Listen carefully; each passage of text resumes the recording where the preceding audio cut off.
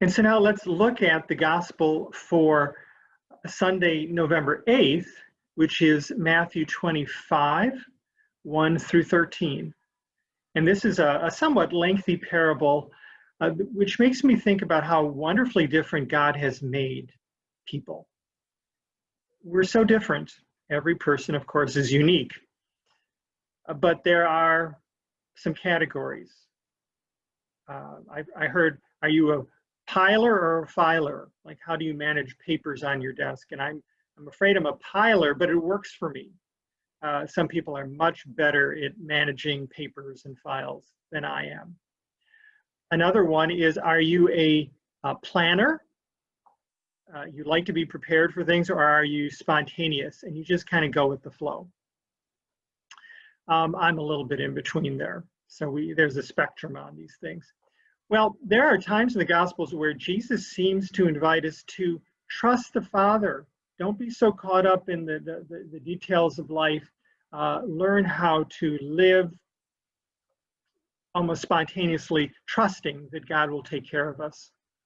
This gospel, which I hope you get to read before this reflection, or pause it now if you'd like, again, Matthew 25, 1 through 13, is not an encouragement to be spontaneous and off the cuff.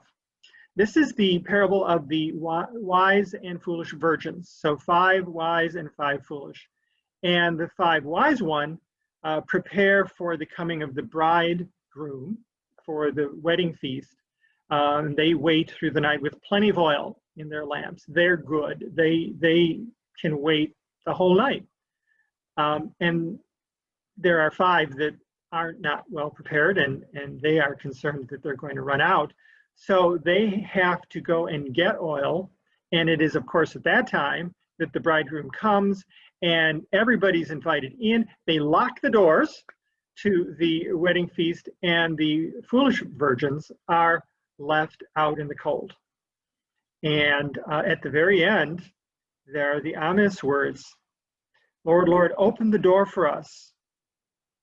But he said in reply, "Amen, I say to you, I do not know you." And then Jesus says, "Therefore stay awake." He's teaching us, stay awake, for you know neither the day nor the hour.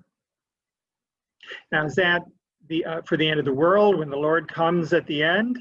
Or is that for our personal judgment, the hour of our being before God and facing the judgment for the life that each of us has lived?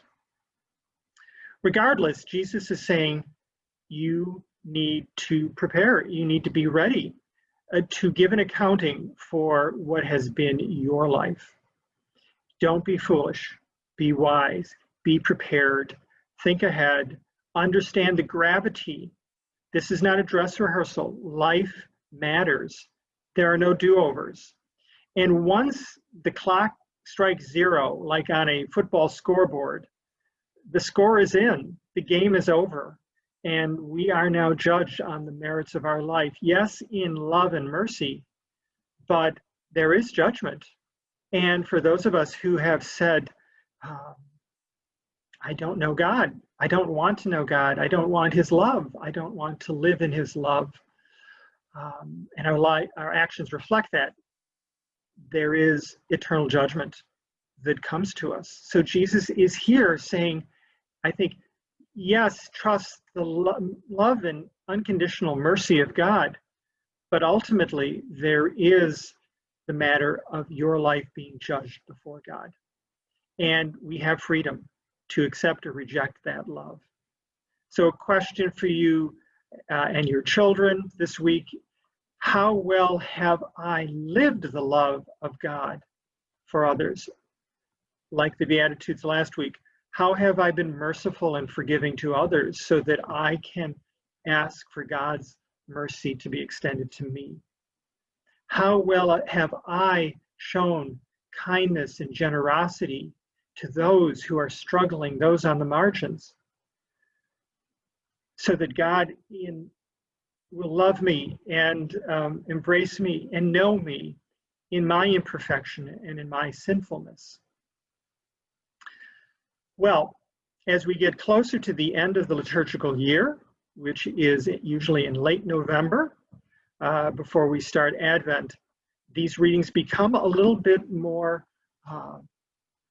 accountability focused and challenging us to look at the big picture of our lives and of the world, knowing that we are all on the clock, so to speak, to use a sports term. It's good to hear these messages that can be sobering, but we know the love and mercy of God.